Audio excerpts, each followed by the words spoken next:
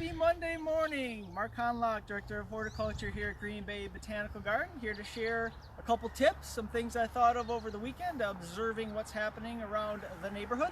So one thing I saw was a couple people covering their plants. It's still supposed to be cold. You know, a couple of these days this week still, I think Monday, Tuesday night, have possible freeze warnings. I'm pretty sure there's a freeze warning for us. So, get your Kakana Ghost on.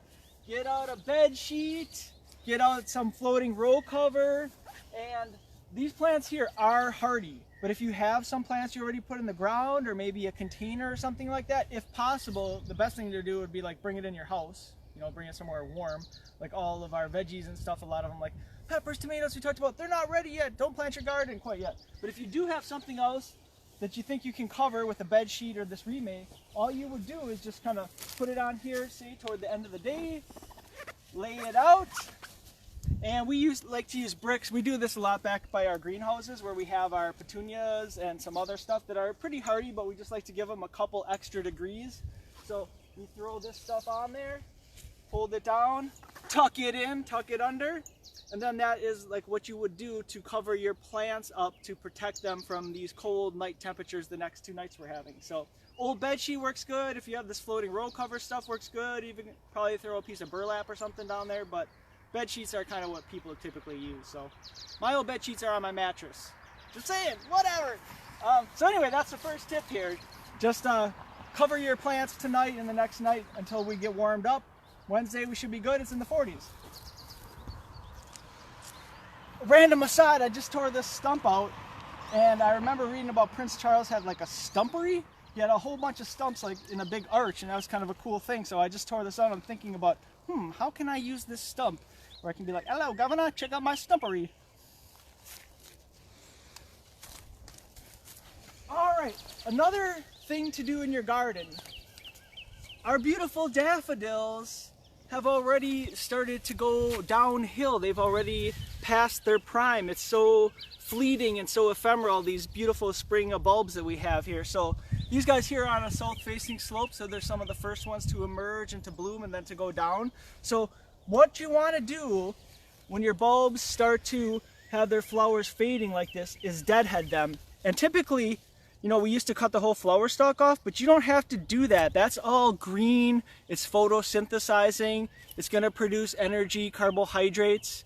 And as the plant starts to, I call it dry down and die down over the next 6 weeks, that energy is translocated down to the bulb. And if it has energy, it makes leaves. And if it has enough energy, it makes a flower. So you want to cut these flowers off because the plant, what it wants to do is produce seeds. So when I kind of dissect one here, you can see it's starting to produce the seeds already. So that takes a lot of energy. So we don't want this guy to put energy into seed production. We want it to put its energy down to make leaves and flowers for next year. So what we're doing is taking those flowers off so that we have flowers next year. So you just have to snip off the tops of it. You don't have to snip the whole stalk off. So that's one little tip. Other tip is, don't braid these things together. Like some people like to braid these together so that their perennials can start to come up through there. Well, these guys will, hide this foliage eventually anyway. And if you braid these, it leads to water being held in there, which can lead to issues, with the bulb kind of rotting out. So you don't want to do that, or to diseases on the foliage, because it's the disease triangle. You don't want to produce the right environment for, diseases and rot to set up in here.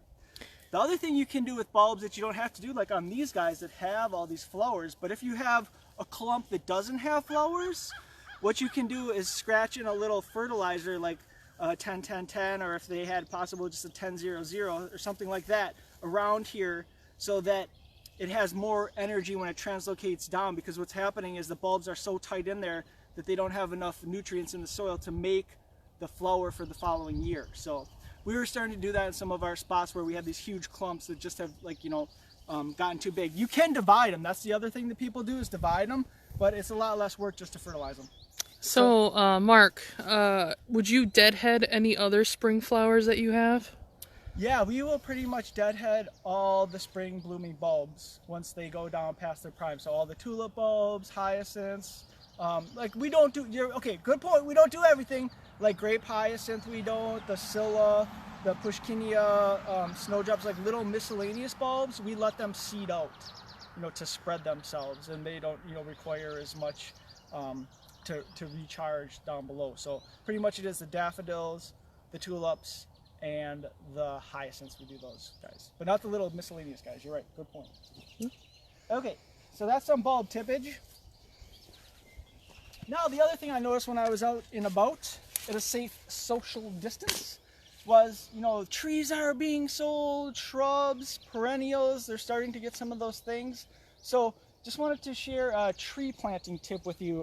So one thing is, when you're buying a tree, think about, you know, its mature size. So, you know, it should say on the tag how big it is. This guy I just like Googled, and it told me how big it was going to get, which was 15 feet wide. It's kind of a dwarf variety of an Aeschylus. So one thing to do is always like check around your existing plants here. So I know this juniper is here. So this is just a hole from that stump that we saw a second ago. It's about 15 feet. So I know this guy is going to get 15 feet wide, and this guy I believe is less than 15. So it's okay for me to plant this guy here. And I checked over to this one, it's 13 feet. And I just looked that one up before, and that guy is kind of like a more upright columnar type of crabapple. So I can plant this guy here. So I know that based on its mature size, it's going to fit and, you know, not go crazy on top of everything. So think about that when you're planting and picking your trees and shrubs. And also think about your house, of course. I mean, you don't want to plant something that's going to be ginormous and eat your house. So a couple things is to think about what you're getting before you get it. Another tip is make your hole 2 to 3 times wide as the plant is wide in the container. So this is about close to maybe 2 times, and you have to, you know, nuzzle it up around the existing plants and things, so that might mean that you can't quite get it as wide as you want. But the hole then only has to be as deep as the pot is. You don't have to go crazy and make it super deep and then fill it up. And then the other thing is you don't need to amend the soil and things like that. There's different theories on that. I've heard something recently, but pretty much what I learned was don't amend the soil, because you want the roots to spread out beyond that hole. If it's really good conditions in here, they don't want to leave so much. Sometimes what I do, quick tip, sometimes what I do if I can't make the hole quite as wide is I like go perpendicular to the hole, and I'll kind of like, I call it jacking up the soil, you know, and like loosen it up all around here so that there's a little bit of space for roots to climb into. I'm not sure if that's like a legitimate scientific thing, but it's just something that makes me feel better about the plant having a chance to grow. So another quick little thing you can see, this guy is grafted on here. So sometimes what I like to do is think about where the graft is, and I kind of like try to hide it. So, I mean, I'm not going to plant this thing like this, where it's going to be mostly viewed from. So think about when you're putting your plant, you know, in here, think about where it's going to be seen from and its branch structure and how you're going to move it around so that it looks the best from where you see it the best. So for this particular location, I know it's going to be seen from the path over here a lot by the daylily beds and the apples to oranges tulip blend. And I know it's going to be seen from up above here a lot. It might not be seen from the sides very much. I mean, there's a big tree over here in that path. So I'm going to put the graft in back and have the best face forward toward where people will see it the closest and the best. The other thing, remember when we said don't you dare cover the flare? Well, a lot of times in the nursery, you know, just the way things are produced, the flare is a little bit high in a pot. So you got to dig down and kind of find where those roots flare off, and that is what you want to be even with the top of the soil surface. The other thing I like to do, this guy's in pretty good shape, but a lot of times I'll take my soil knife and kind of dice these roots up a little to stimulate root growth. So don't be afraid to cut the roots up a bit. In fact, some research, they literally chop it with a shovel and like chop those roots all up to help reduce the chance of stem girdling roots and to stimulate new root growth. So I call it, don't be afraid to go vicious on the roots. You know, so another thing I do sometimes is I put a rake or a shovel across the top of the hole like this so that I know where the soil level is, and this guy's pretty good. Remember, we want this root flare at or slightly above the soil surface. And then I'll check it perpendicular too. It's pretty decent. Could go a little higher maybe, but we'll tweak it.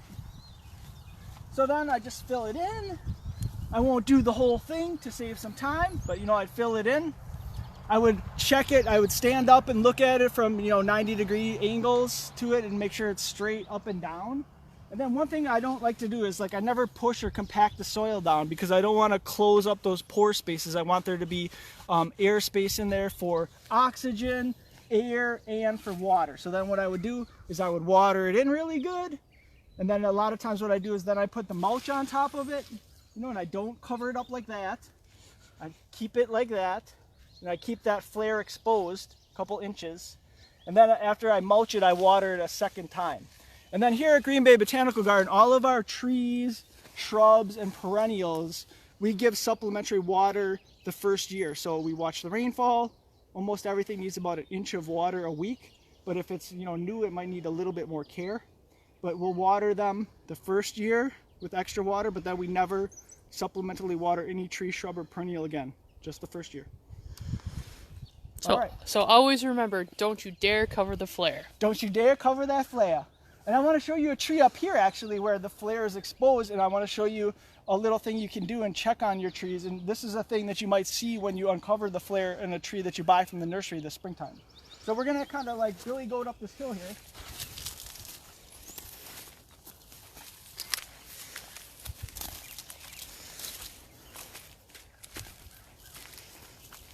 All right, so this is a bur oak tree that we planted to replace a big guy that we had to take out of here in the Vietnam Veterans Garden a couple years back. But you can see here this root flare, you know, is exposed. We'll probably add a little bit of soil to here to fill this in. It washed away. But on this back side, as you can see, the example of the stem girdling root. So this little adventitious root kind of came across here.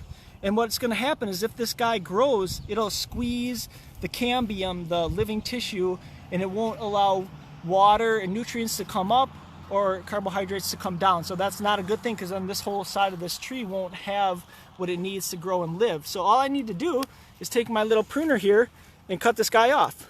So I mean, it's a super easy fix right now, but you can even see, look how that kind of like indented into this side of the plant here. So that was starting to squeeze it already. So if we find those things early, we can fix them and then let our tree grow and let our investment, you know, be a successful thing, because we probably bought our tree for 50 to 100 bucks. So we don't want to have to replace that thing, you know, in 5, 7, 15 years, especially right when it starts to look good and get to be big and accomplish everything we're hoping for. And then the poor little guy needs to be chopped down because it's not happy. It doesn't have any energy on that side. It doesn't have any water coming up there. So anyway, that's some things to look for when you're planting your tree. Those are some tips. The DNR has a really great poster about how to plant a tree properly and how to mulch a tree properly. So take a look for that too. And of course, follow us on Facebook and check out our website, gbbg.org, for more gardening tips.